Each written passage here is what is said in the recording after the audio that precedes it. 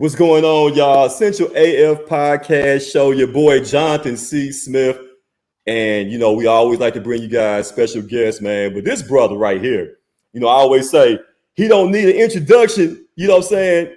Because he's doing his thing in the city right now. But I'm gonna give him one anyway. He's my brother. Y'all can catch him on ESPN 92.9, the co-host of the Jason and John show from 11 a.m. to 2 p.m. each and every weekday. My guy, Jason Smith, joining us on the show right now. What's going on, bro? All your world, Jonathan C. Smith. I am sir. I'm feeling grateful, man, to be here with you, brother. Been a long time fan and admirer of yours. Feel like, man, this has been long overdue, us getting together on one of these. So I appreciate the invite, man, and looking forward to talking some GRIZZ, talking some maybe some Tigers of my old stomping grounds. Whatever you want to do. Whatever you want to do, man. Let's get it. So, in the words of the great Yo Gotti, it's been a long time coming, man. So let's go ahead and get into it, man. We got the playoffs going on right now. It's something special whenever the GRIZZ are in the playoffs, man. This city just goes crazy, man. It comes alive, the passion that we have for the GRIZZ, man. But we took a blow. We took a blow on Sunday, bro. Game one, the Lakers, they gave us that work. Man. I think the final score was 120 to 108.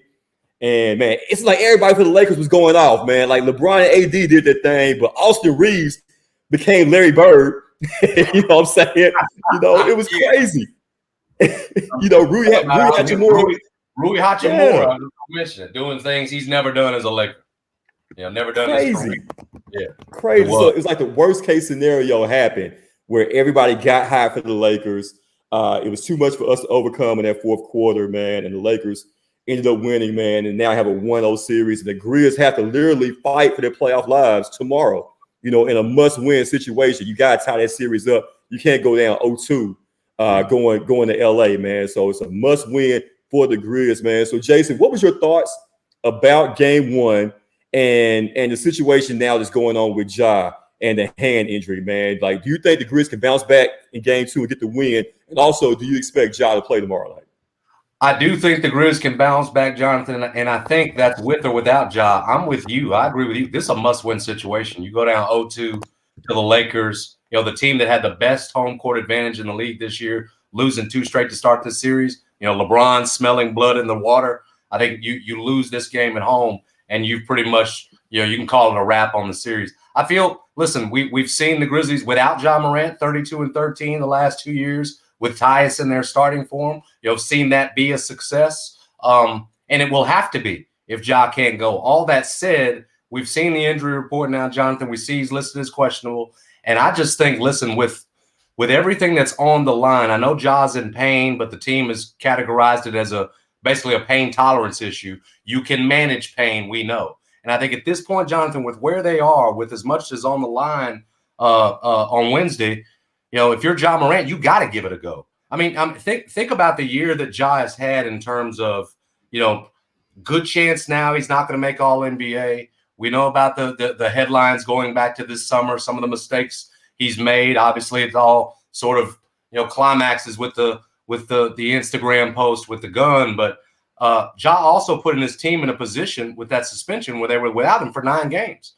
At that point, as you remember, man, Steven Adams, we got in the news on him. At that point, you didn't know where this season was going to go. It's a credit to Ja's teammates. They went 6-3 over that stretch and really, not just stabilized, like I've said and talking about this, but really found another level. I say all that to say this, Jonathan. I think he owes his teammates, he owes the organization that if it's a deal where he can manage the pain, and again, you can manage pain, you got to be out there. Now, look, if it's a Ja that's 60% or he's hurting the team tomorrow night, then I think if you're Taylor Jenkins, if you're Ja Morant, you say, look, this is not working for me. Let me get to the side, get to the bench, and you guys go on without me. But I think he plays, Jonathan. That questionable designation would sort of suggest that. At least that's been the previous history with the Grizzlies. And I think the Grizzlies tie this thing 1-1. Listen, I think a lot of people in Memphis, you have the second best record in the West. You see a Lakers team that at one point was 13th in the West, and you took for granted how tough a series this was going to be when you're going against a 4-time champion LeBron and Anthony Davis. And what did we see, Jonathan? We saw exactly what you said. We saw guys that the Grizzlies underestimated, and Rui Hachimura were going to play off him. And I think that was the right game plan. And then Austin Reeves step up for them and make it to where, they're winning the game and LeBron's only having to take one shot in the fourth. You have got to win game 2 with or without Ja Morant. I think the Grizzlies are capable, and I think they will. The key then, Jonathan, is going to be getting home court back, getting at least one out there for a Grizzlies team that on the road this season has not been very good. Let's just put it that way. We're not talking Golden State bad, but certainly not consistent enough. So making it even more imperative that you get this win on Wednesday. I think they do it, brother. It's crucial. Like you said, it's imperative. It's huge. You have to go out there and you really got to play for your lives out there because, like I said, the Lakers are for real now. And I'll admit, Jason, I doubted the Lakers. I was like, I don't really think they were that good, but they showed that there's matchup problems on this roster. You think about the ADs, LeBrons, you know what they can do, but like they got some dudes over there. Like D'Angelo Russell he's streaky, but he can knock down big shots for you. And what I hate about what happened on Sunday, Jason, is the fact that they now have confidence. Right. The Austin Reeves, the Hachimura, like they have confidence now that they can duplicate their efforts from game 1 over to game 2. And then you mentioned, Josh's teammates needing to step up. And we're seeing a guy that has just blossomed, in front of our eyes over the last few years, and especially this season. And that's the defensive player of the year. My main man, Triple J, Jaren Jackson Jr., man. Just talk about, the growth you've seen from him. Definitely like this last quarter of the season, he's just taking off, man. We always knew what he could do defensively, but the offensive game now, it's the balance there. Like he can hurt you on both ends now. He's the true definition of a unicorn. And you saw what he did in game 1. He had 31 points in game 1. So we know what he's going to give us. It's a consistent effort, night in, night out, man. But just talk about the maturation and the growth so far of Jaren Jackson. It's been fantastic, and we've seen it. The best thing I can say for Jaren is that you talk about this Defensive Player of the Year award. I was saying it earlier to my grind season partner Anthony, saying, man, very well. Shout out to Sane, man. Shout out to Sane, yeah. This has really been the season of Jaren, Jonathan. And to your point, the reason I think I've got so much confidence in terms of the Grizzlies' ability to win game 2 with or without Ja is mainly right at the top of the list is Jaren Jackson. How consistent he's been and the impact now he's making on both ends. You said it. Defensively, we saw it last year, led the league in blocks per game, was second overall. Again, same thing this year. He comes back and does it again after the initial 14-game absence. So we saw that defense go from, bottom of the league without him those first 14 to at one point they're number 1 in the league. They finished number 3. He was the centerpiece of that. There is no question about it. But the most impressive part of Jaren Jackson this season has been what you mentioned, the offensive involvement, his realizing, man, I'm a walking mismatch. And I think those moments where he had LeBron James posted up in game 1 of a playoff series against 4-time champion and a team that won the title a couple years ago in the bubble, to see Jaren at 23 years old realize I've got a mismatch with LeBron James on me and I'm going to take advantage of it. A Jaren that's no longer settling for threes, a Jaren that's really found a comfort level inside that arc, posting up guys, and when he needs to be as a top offensive option. So, vice president of the Players Association, just everything you've seen from him, even to the way he accepted the award yesterday. We're all thrilled for him. His mom's going crazy, but you could tell that yes, it was great for him. He loved winning the award. He appreciated everything. Second youngest to ever do it. But clearly in the back of his head, he was thinking about game 2. And that's what you want from your best players, is guys who put the team ahead of themselves. He credited the team that he plays with in terms of, we got to be great defensively as a whole if anybody's going to win this Defensive Player of the Year award. So it's just for all of the decision-making, the growth this year, it's been the year of Jaren Jackson Jr., man. And I think that's what gives me the most confidence still in these Grizzlies, that they can get this series not just evened up at 1-1, but turn this thing around and hopefully are moving on to the second round. I got nothing but love for Jaren. I'll be honest with you, Jonathan. The day they drafted him, that former front office, I was one of those guys that was hard on the Grizzlies, that wanted instant production And Jaron, and you have to give that front office that we are, you know, we are critical of all the time, and that front office before Kleiman with Chris Wallace and those guys, you have to give them the credit on Jaron, because on that one you had to see the potential, right? Because you didn't have the per game production, you had the per 36. You had to see the potential, believe, and they hit it right on Jaron.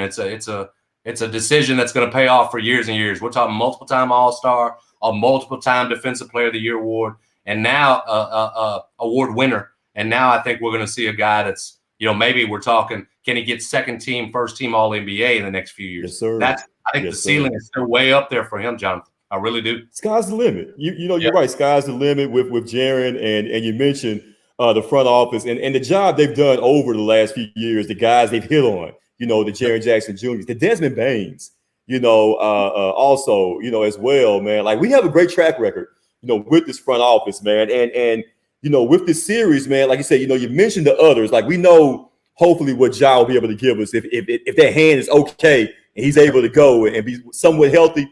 You know, we know what he's going to give us. We know what Jaron is going to give us now on a night-to-night basis. And we know Desmond Bain, you know, even though Desmond can be streaky also, but for the most part, you know, Desmond's good. You can mark him down for 20 points, a couple of threes, you know, each and every night. Who are the others? Who are the other guys, Jason, that are going to be needed to step up in this series if the Grizz hopefully have a chance to win? This might not be the name that others would give you first on this question, but it's the name I'm going to give you. It's Xavier Tillman. Because the Grizzlies are so shorthanded, right? Without Steven Adams, without Brandon Clark, who, if you feel it, would be so key in this series. Tillman, who was a non-threat offensively, we all saw it.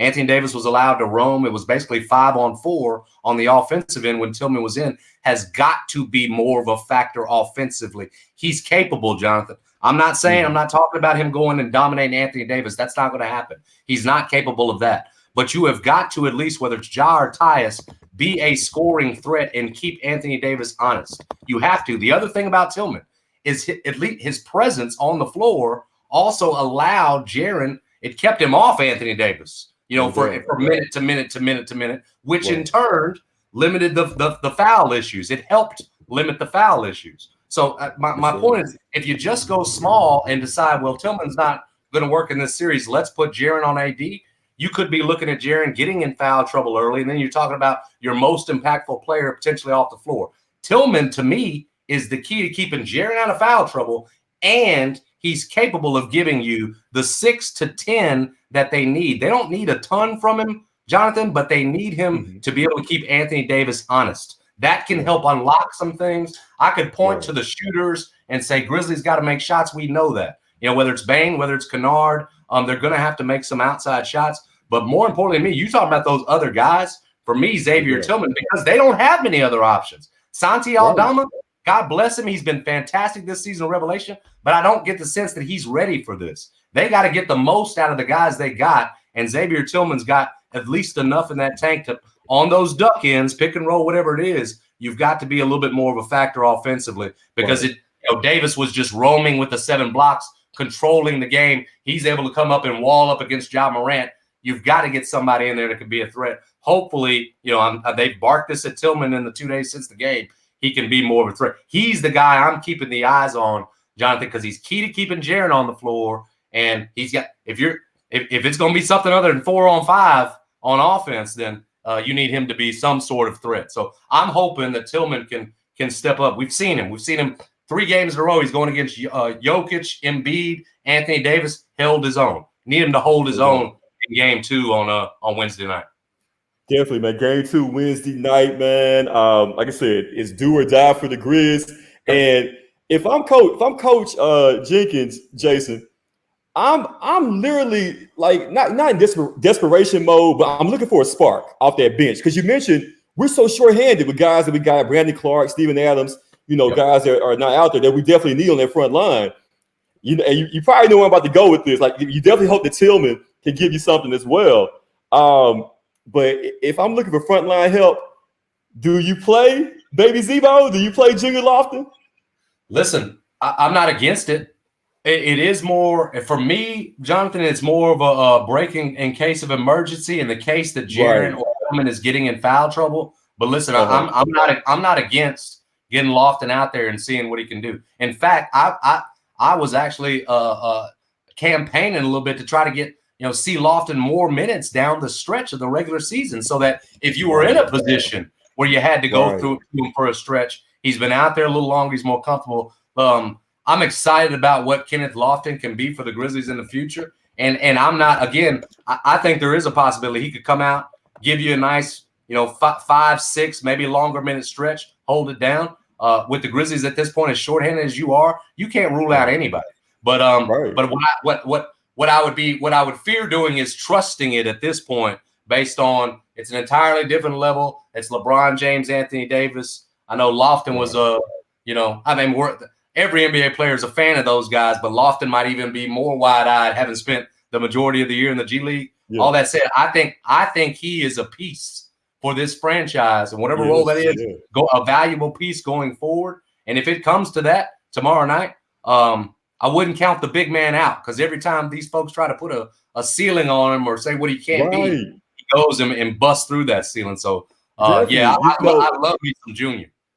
Absolutely, me too. I'm becoming a huge fan, because I remember during at the beginning of the season, when the introductory press conference and everything, man, GRIZZ Media Day, I was down there, and it seemed like it was like a joke or something, this big guy, he's not gonna really do much, it was almost like an afterthought, and to see him progress through the G League and become Rookie of the Year there, and to get the big contract. To get the official contract now from the GRIZZ. Like I said, I mean, especially if you go down 0-2, Lord forbid, if you lose on Wednesday, you go down 0-2, you go into LA, you need a spark, you need something, so we'll see. We'll definitely see. But I'm definitely a huge fan of my man, Baby Zebo, Junior Lofton, man, definitely. So we'll see what happens with that, man. We'll be joined right now by my main man, special guest, Jason Smith from ESPN 92.9. You guys can catch him Monday through Friday from 11 a.m. to 2 p.m. with my main man, John Martin, also on ESPN 92.9. And also, don't forget the Grind Season Podcast. Podcast. You guys can check that out on Odyssey as well with my main man, Anthony Sane. Great podcast. You know what I'm saying? You guys are definitely doing your thing, man. Talking about a little bit of everything on that podcast. I definitely been checking it out, man, for sure. You are our next guest, John. Man. I hope you're ready. Yeah. You got to be our next guest for sure. Let's get it. I'm ready, man. Just tell me when, brother. I am there. You hear me? Definitely, yes, man. And like I said, you guys, you cover everything, man. You cover the GRIZZ, you cover the NBA playoffs going on right now. But your forte, man, because you were a Tiger beat writer for many, many years, and you killed it, as a beat writer for the Tigers as well, man, on Commercial Appeal days. I was reading it, brother. Anytime you was reporting it, I was making sure I was checking out what Jason Smith had to say about the Tigers, man. It's real talk right there, dude. And, it seemed like even in the offseason, the Tigers still making news, man, make big news here in the city, man. And, we got to talk about it, man. 5-star recruit coming in next season, man. Mikey Williams out there in San Diego, who has been talked about, seems like for years now. He has all the money with the NIL deals. He's a millionaire before he comes to campus.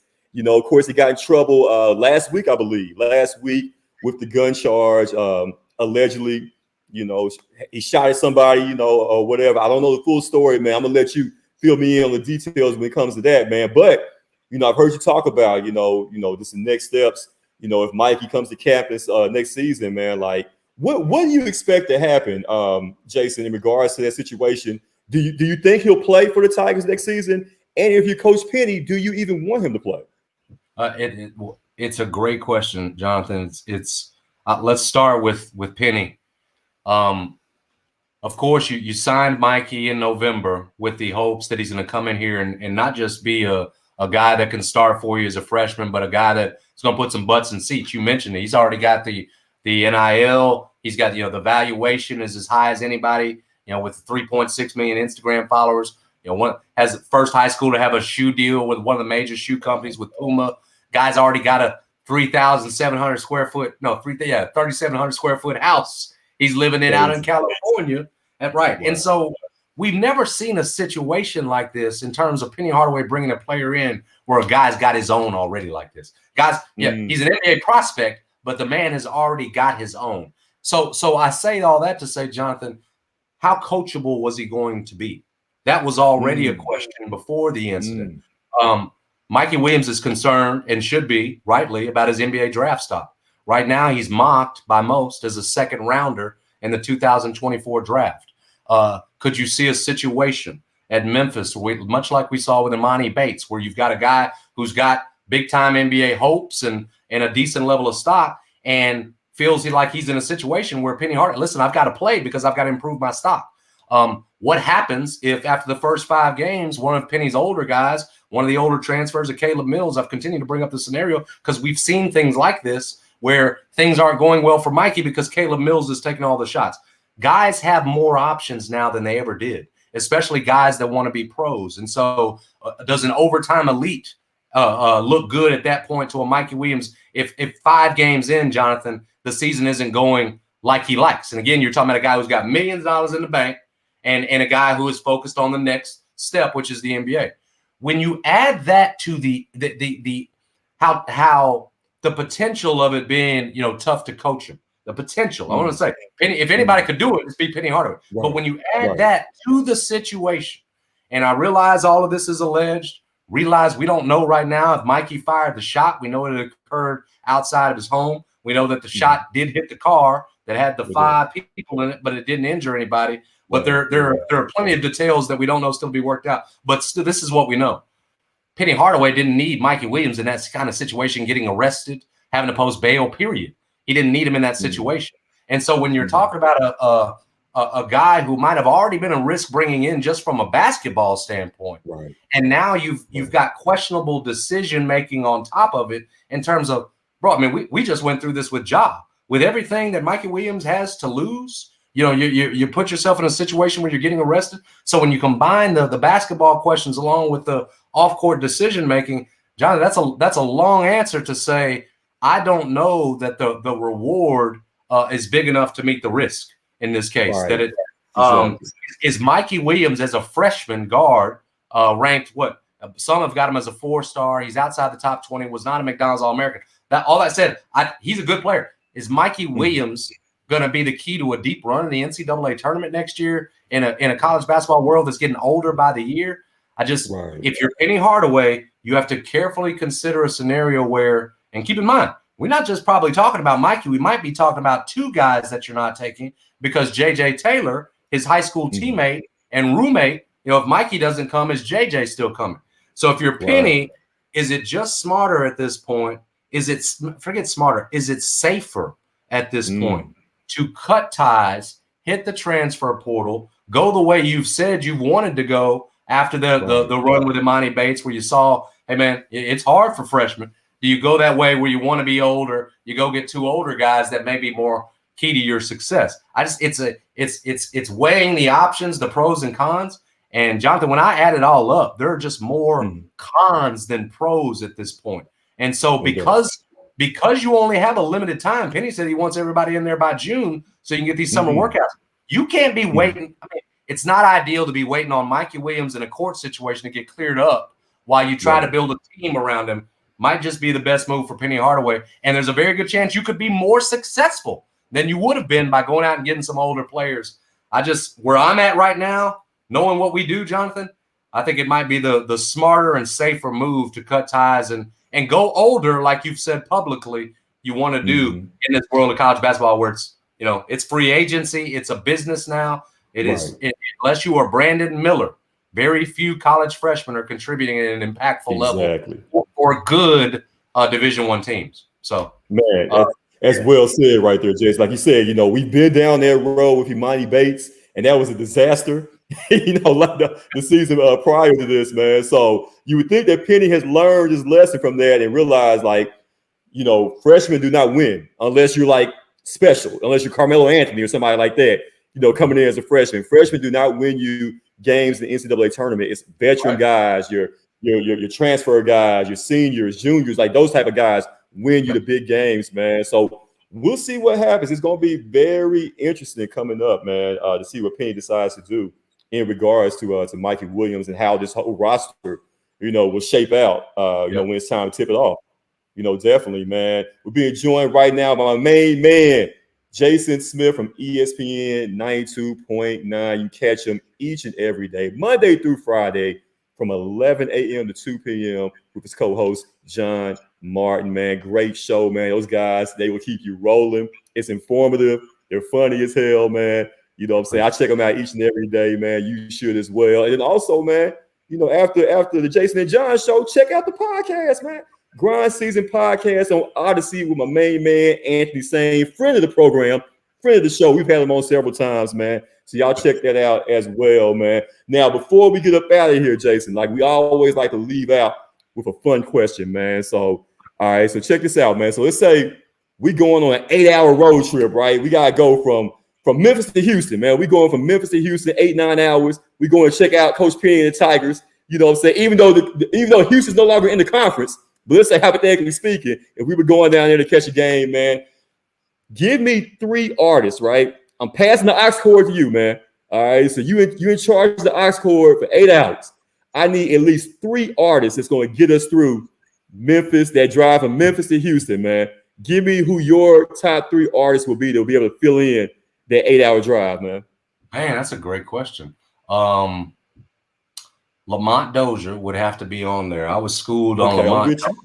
The black Bach is Lamont Dozier back, and we just cool. I want to say we lost him the last year and a half or so. You're right. You're right about that. Yeah. Local Motown, and I'm telling you right now, man, just genius composer, could sing, was underrated. But that album Black Bach, the Gangsta Black, was sampled Lamont Dozier on that Can It Be album, and that's what turned me on to Lamont Dozier years and years ago. The song Shine, Rose, I could go on and on. Yes, we can listen to Lamont Dozier all day long. I'm not gonna lie to you. I'm a big NLE Chopper fan. Really? And maybe I'm too old for that at this point at 46. But I love dude, man. I love his creativity. I love that there's nothing else out there like him. He's got my partner John Martin and I trip about it all the time. He's got this one song where he does this British accent talking about being over there with Boris, with Boris over there. And anyway, like who does that? Like who does a rap talking about being in England and you're doing that? He's so creative. He's unlike anything else. I love NLE Chopper. So I'd have to put him in there. And then I don't know, man. I'd probably just stick you old school like we're at the barbecue and put that Frankie Beverly Mays in there because you can just ride. You can just ride on it. We Are One, yes, all the happy feelings, golden time of day. I can just do Frankie off from sun up to sundown, and he just takes you right on through the day. Frank Beverly Mays. So those would be my 3, man. I love the question. I love the question. Sir. Yes, sir. Okay, all right. You know what, Jason? Handle that. Yeah. Hey, man, you surprised me with the NLE Chopper. You surprised me with that one. You know what I'm saying? That was definitely a surprise right there. But Frankie Beverly Mays, my 9-year-old son the credit. He's the one that's convinced me that Chopper's a genius. And I had to listen. All right. Now I'm with you. I love the positive energy, the positive spirit from Chopper. He's big in the community, man. Like anytime there's something going on, charity wise, he's there. So I definitely commend that young brother, man. But speaking of Memphis, you know what I'm saying? You grew up here, man, and all the great artists, we have here in this city, man. Give me your #1 all-time Memphis hip-hop anthem, man. A-Ball and MJG Coming Out Hard. That was our song. We wanted to use it for our 94 senior song over at White Station, as square as we were. But that's man. I mean, 8-Ball and MJG coming up. That was, all of it. I remember the tapes, the white tapes, literally a cassette tape that I had and cherished and everything else. And then years later, getting the chance to interview those guys and them schooling me on music and everything else, just so much admiration. But that Coming Out Hard, bro, it was an anthem. It was an anthem back in the days. So for Hey, me, man, I remember that album cover. I remember that first album cover. You tell man, come on, man. You don't get no A-Ball and G. You don't get no better than that, man. Yeah, that's really that for me. That takes it all the way back. And listen, we could go Nobody Needs, though. We go Fly or one of them. One of them anthems you hear all the time. But for me, man, coming out hard, A-Ball MJG. I was trying to learn them lyrics. It was so, Jason, it was so smooth. And it, like I said, it was so hard. You had the Shaka Khan sample. You know what I'm saying? You also had the Simply Red sample in there as well. Come on, man. I can play it today and I still get goosebumps. That music is timeless. Yeah, those guys were ahead of their time. They were ahead of their time. Yep. Definitely, man. Definitely. Hey, that's the good stuff right there, man. Well, you took me back with that one, man. You took me back with that one, Jason, man. Hey, listen, bro, I ain't gonna hold you, man. I appreciate you, coming on the show, man. Like I said, we've been trying to make this happen for a minute. I got you on, man, and I knew it was gonna be the best 30-minute interview ever, man. So I appreciate you, my guy. Definitely. But before you go, let everybody know, man, where they can check you out. The radio show on ESPN 92.9, man, and also the podcast, bro. Check us out on Twitter, Instagram at Jason Smith 929. You mentioned the show 11 to 2 every day on 92.9 FM ESPN here in Memphis. And then if you get a chance, you mentioned him. The talent that is Anthony Saying, you can hear him twice a week with me on Grind Season. It's a free podcast on the free Odyssey app or whatever you get your podcast. That's Grind Season with the SZN for season. Just look us up wherever you find your podcast. Jonathan, you are our next guest, brother. We'll be if you don't mind, we're gonna be having you on, making the reunion over on that side. Let's go. Let's go. Hey, my brother. I appreciate the invite. Y'all just say when and where. I'm there, bro. I am there, man. I can't wait, my guy. Appreciate you having me, boss.